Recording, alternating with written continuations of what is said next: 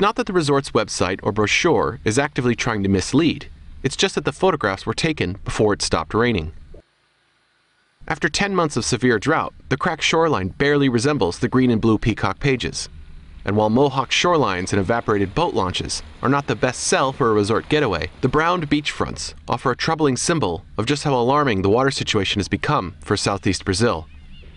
The last time the Cantareira Reservoir was full was in 2010. Now, 4 years later, this key water source for São Paulo sits at just 4.1% of its capacity, raising crucial questions as to just where and how the city will get its water. While the rainy season is set to start sometime in late October, Brazilian civil engineer José Mirzwa stresses even if the city and state's water woes are reversed with a deluge of rain, the city's water shortage is really a terrible collision of weather, infrastructure, and a growing population. The water is where the population aren't. So in the Amazon we have maybe 64% of all the water in Brazil, but there is only 8% of the population. While here in São Paulo, in the metropolitan region, we have about 42% of the population and 5% of all the water. The last time São Paulo was this dry, back in the 1930s, the city's population was just over 200,000 people. But now, 80 years later, and amidst an even more severe dry spell, there are 22 million people in the region in need of water. The Cantareira Reservoir system alone covering 9 million of them. The state-run Sabesp Water Company estimates that the existing water supply will last until mid-November, and if they tap into reserves, they can carry the city until March. But all long-term solutions depend ultimately on whether the rains come. But despite the severity of the water situation, the city has yet to push for rationing of water, perhaps in connection with the noticeable absence of the discussion in the Brazilian political campaigns. But this doesn't mean residents aren't feeling the shortage.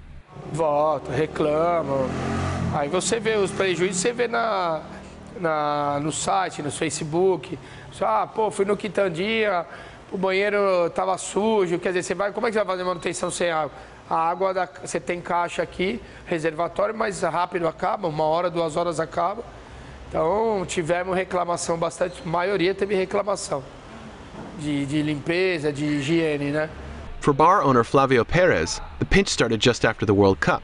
A week without water, followed by decreased water pressure running through his pipes, but no word from the city, state, or federal officials. O governo sempre deixa, aqui no Brasil, sempre deixa chegar no limite para poder tentar resolver depois. Para os reservatórios tinha que ter sido feito há 10 anos atrás, 2 anos atrás. E o governo não tomou conhecimento nenhum, o governo não fez nada. Back at the resort, despite cranes desperately searching for deep water reserves, it's hard to imagine just what the government can do at this point. A gente nunca viu numa situação que ficasse desse jeito, faltando tanta água assim, né? É o que só resta chuva, né? Porque não tem mais o que fazer, né? Não é fácil, não dá para ficar tão esperançoso, não. But for the 9 million people that rely on the reservoir, hoping for rain might be the only option they have left. Christopher Booker, Financial Times, São Paulo.